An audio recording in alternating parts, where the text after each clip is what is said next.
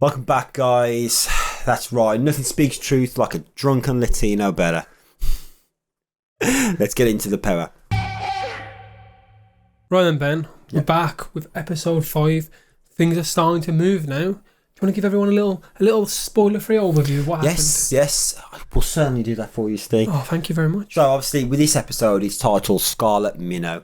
And obviously, this follows Tatiana and Margot's story. Yes. As they kind of go head-to-head in this rise for power. We see more flashbacks of Tatiana and how she actually got to the position where she is today, which a little bit questionable, but we'll come to that in just a moment. And then we also get Rob, Margot's husband, leaks some classified information which spreads a little bit of panic across the town. And both Margot and Tatiana get their powers at the very end.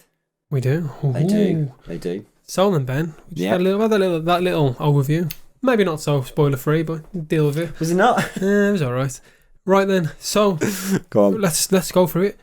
What do you think of Margot in this episode then? What's cooking for you with Margot? For me, first of all, I really enjoyed this episode, right? Really? Well, I say really, I mean it was a solid 6 out of 10. But that's good for you, that is. It was the fact that, like I said to you on the previous week, I was kind of finding it boring to focus on all the characters. I was kind of, thinking, oh, this one's not good, this one's not good. You like the fact that they've done like an episode with Roxy and Ali, and they've had an episode with Margot and Tatiana. So you like this kind of jumping back. Yeah. And Tunde's just like in the middle, kicked aside. Yeah, like all men in life. But I like this because I quite enjoyed Margot's character and I quite enjoyed Tatiana's character. They're both the older women. Obviously, they're not old. But no, in terms that's of... That's very nice, is it? In terms of this series where the teens are getting their powers and stuff, they are the older women. It's almost positions of power because they're... Okay. And I quite enjoyed it. And one side of me thinks... it was great use of flashbacks with Tatiana. Okay, but where's Margot's flashbacks and how she got to where she is? I think we don't really need to see Margot's flashbacks. Yeah, I know, but I think it would be nice to see her upbringing. She mentioned towards the end of the episode about her own mom. She did, yeah. And that she had to look after herself. I think Tatiana's backstory is more important to Tatiana's character than Margot's. Like I said, obviously it's only a bit mentioned in the book anyway. Yeah. So I think the way they've gone with Tatiana's story here is much better. It gives you more depth to her character. So, going through this overview, what did you think of the Urban Doc story? That is part of the book. What did you think? The whole transferring of power. Well, it's more the fact that it's like this. I guess you could almost like call it like an incel community, couldn't you? It's almost like a parallel to the Reddit communities of nowadays, of these weird blokes on the internet spreading conspiracy theories. Yeah. So, what did you think of that? Did you listen to it properly or not? I didn't listen to it 100%. No. I did feel like it was one of those. What's that guy's name? Who just... Andrew Tate. Andrew Tate. It was the Andrew Tate of the world. And I think that was the joke they were aiming it at. And I just thought, you know what? At some point he was making her interesting, and I thought, but actually he's probably just a guy that's preaching from his basement somewhere. Definitely, 100%. Yeah. I think, interestingly though, throughout the book with the Urban Docs, they say things that foreshadow events. And people write them off almost as crazy people just talking about anything. But if you actually listen to what they say, some of the stuff they say does happen. Okay. So they're considered mental, but only in the sense that people are considered mental until something truthful happens. Like you could argue, taking it really far back, the suffragettes, in like when women were trying to gain the right to vote, were probably seen as mentals because of what they were trying to do. Yeah. But you look at it now and you go, no, they were right. They were absolutely right. So I think Urban Docs has some stupid things. They say some stupid things, but there's slivers of truth dotted through it. And if you listen to them, and I'm hoping they do it like the books, they keep dropping little segments of them in it, and you start to unravel the world. So keep your eyes out. I'm episode 6. I'm there. I'm going to be making notes and listen to everything that appears. Okay, fair enough. There's one other little thing that I liked, and you saw the skein removal. There's a lot more talk about that in the book and in the TV series. In the book, I feel like they're really going on the whole trying to suppress it. They're giving you more backstory on what the world's trying to do. Did you notice the skein looked a bit like ovaries?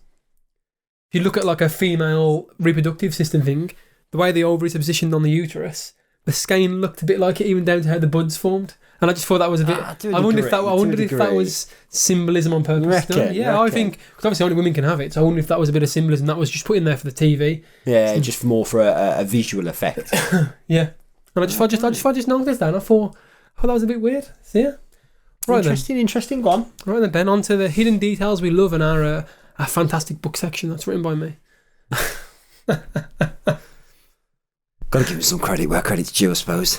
Do you know what? For me, a couple of the hidden details that I really liked was I think there was two things. One was towards the end where Joss was giving her mom the power, right? She coughed a little bit of that, and I thought for a second in my mind, I thought, okay, she's obviously having a bit of weed going, bit of wacky backy, wacky backy, as they say, and I thought, okay, she could just be coughing from that. She's took a little bit in too much or whatever too quickly. But then I thought, actually, is she coughing because she's actually dying? And I say this because I remember a scene at the start where it was the finance minister, and I think it was they were watching the TV or they were eating breakfast. I can't remember which scene it was. And he mentioned that the first girls are already dead. Have I misconstrued that? Or? Oh, you think what you misconstrued that? That is when we're in the made-up land that should be Moldova, that isn't for some reason. And the first girls is in the first ones to show the power in Moldova, or whether it's called Kapalia, I think, or Kokabaya, or whatever it's called in here. They've been killed by capital punishment. So they're saying that they've killed the first people. Girls to show their powers. I thought they were saying that the first people who had the powers have died. No. And I was thinking, okay, so that means all these girls will start dying. No, it's just they've killed capital punishment. But what you didn't miss, mate, go on, is Josh mentioned Joss mentions for that bit of TV that her powers aren't always working. Did you she did say they're intermittent almost, didn't they? I can't always get it right. Yeah, that's important. So keep a hold of that. That's an important thing. But go on. you was mentioning as well that you thought there was some link to the estrogen levels and the girls. Because when Rob was talking to, I think this was just after the finance minister and Tatiana's story, and they were kind of talking about how they were removing the parts. It's called a skein, mate. If you're gonna skein, all right. I apologise, bloody hell. Get it right. So as they were on about removing the skeins, they cut back to Rob and this other scientist, and they were talking, and then she mentioned about it's all due to the increased levels of or elevated levels of estrogen. I think she said something like that. And then that made me think back to last week, how we were discussing the whole transgender issue with the power. It was making me think, well, actually, okay, hang on. If you're going through that process of transitioning, you are, in some cases, taking extra estrogen, aren't you? You're taking extra hormones. You would be taking estrogen, but I think that's what I'm saying. If they have then elevated levels, could that cause... I think you've missed one vital thing here, and that is that if you're a biological man, you don't have the skein at all. So you can take as much estrogen as you want, mate. You ain't going to grow one. Yeah, but how do we know that? What about if it grows from the estrogen? If you take I'm going to show you this. You can take all the testosterone in your world as you want as a woman. You don't grow a cock, mate. You don't grow organs randomly from taking hormones. I'm sorry. Breast tissue does form. Fair point. Breast tissue does form with estrogen. Fair point. But you remember men have breasts as well, right? You remember that is a thing. So you're not forming brand new organs. That they say it's an organ, Ben. You can't grow organs by taking hormones. It was a good thought. I'll give you an A+ for effort, but an F for delivery. For delivery, mate. But it was worth it. Okay. I'll go back to the drawing board. I've obviously failed on this episode. Come back next week with more theories, mate. God. Damn it. Go on then. What was a hidden detail that you loved? So, I'm going to start it off with book stuff. I have no idea where we are in the book anymore. The book spans over 10 years, like I mentioned before. And I'm going through and I'm rechecking bits and bobs. I'm going, that didn't happen here. That happens down there. There's some bits from here happening halfway through the book, some from the start. So I have no idea what's going on. Firstly, we get a little glimpse of Tunde interviewing Margot. We do. That hasn't happened in the book. That's just a random scene they threw together just to show you Tunde's getting to power. And what did hurt me with that is he's got 7 viewers on YouTube, and I was like, I felt him. I was like, I know what it feels like, Tunde. I know what it feels like to have no viewers on YouTube. So got you back, mate. Just hurt me. But I think the biggest thing with this week that irked me with the book changes is how Margot gets her powers. So in this, they're almost throwing Margot under the bus, like she's a bad mother, like a really bad mother, like she's only putting her career forward. She obviously does try and progress her career, but in the book, Joss has attacked someone by accident, like she electrocutes someone by accident, because her powers are intermittent, so she gets sent home, and Margot is comforting her. And Joss says, similar concept, but how can you really be for us when you don't have the power? And she's like, I want you to give it to me. Well, I think she says actually at first, I want you to shock me so I know how it feels. Yeah. So in the book, Margot actually gets a shock from Joss. She's not just given the power, it hurts her. It even mentions how like she can feel every bit of her body screaming until eventually the shock wakes up her skin. So do you think they've changed it in the series to make it more resonating, like more powerful in that? Yeah, I think so, because like they made it in the thing almost like orgasmic, didn't they? In the TV series now, when they... No, I wouldn't necessarily say with Margot's character. I would have said that was more of an enjoyment of a mother and daughter bond. Do you know what I mean? That was... She was showing... She was almost reigniting the spark in her mum's... It didn't come off that way to me. Like, it came off that way to me. Like it was some like weird like orgasmic. Not with Margot. Tatiana, yeah, hands down. She loved that.